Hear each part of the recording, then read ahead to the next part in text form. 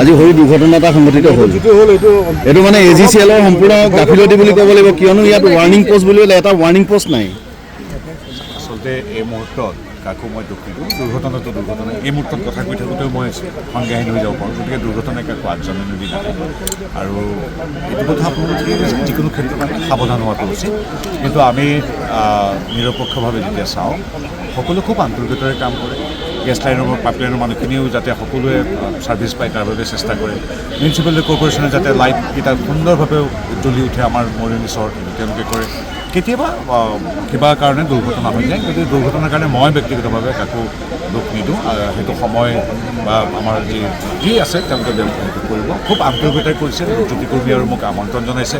গতিকে সেই আন্তৰিকতা আৰু শ্ৰদ্ধা যিটো মৰম, সেইটোৰ মাজতে ফটকে দুৰ্ঘটনাটো হ'ল, জুই জ্বলি আহিল। এনে নহওক এতিয়া মই মুহূৰ্তত আছোঁ, তাৰ বিপৰীতে ভাল কথা নকওঁ।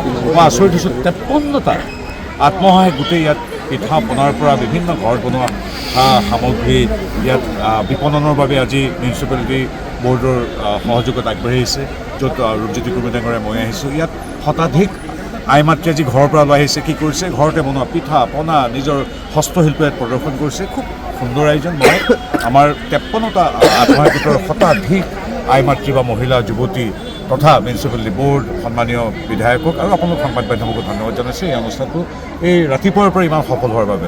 সেইটো এটা প্ৰথম কথা। আৰু দ্বিতীয় কথা হ'ল, দুৰ্ঘটনা নহওক, দুৰ্ঘটনা কোনো কৰোঁ বুলি নকৰে।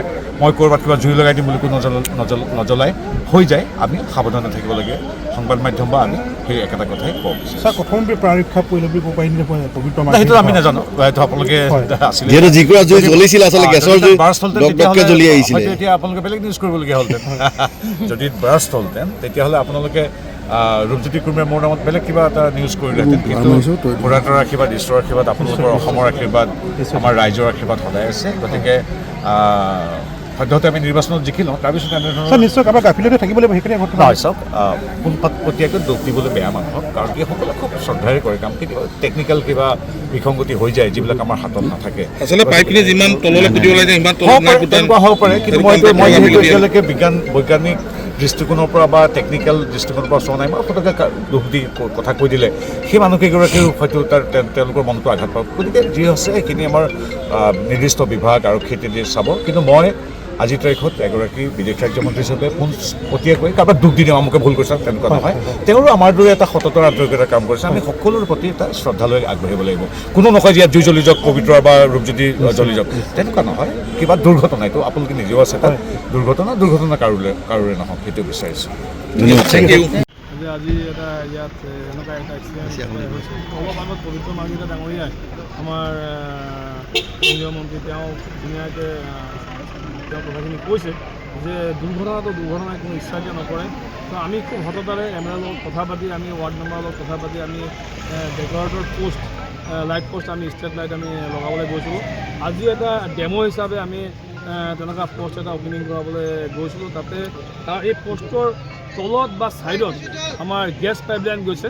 গেছ পাইপলাইন যোৱাৰ কাৰণে তাত এটা লিকেজ আছে। যেহেতু আমাৰ কেন্দ্ৰীয় মন্ত্ৰী আহি উপস্থিত হৈছে, আমাৰ মাননীয় বিধায়ক আহি উপস্থিত হৈছে, আৰু তাত আমাৰ চেয়াৰমেন, এক্সিকিউটিভ অফিচাৰ, মই ভাইচ চেয়াৰমেন, ৱাৰ্ড মেম্বাৰ আৰু আপোনালোকে সকলোৱে উপস্থিত আছিলে। তেতিয়া আমাৰ চেয়াৰমেন বাইদেউ যেতিয়া চাকিডাল জ্বলাব গৈছে, এই চাকি গছ জ্বলোৱাৰ সময়তে তাত ধপধপাকৈ জুই উঠিলে।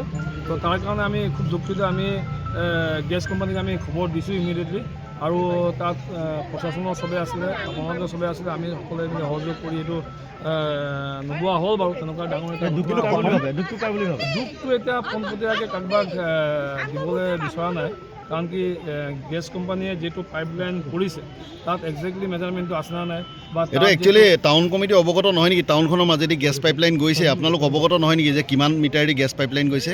হয়, আমি অৱগত হয়। আমাৰ পৰা NOC ল'ব লাগে। যোৱাবাৰো লৈছিলে নাই?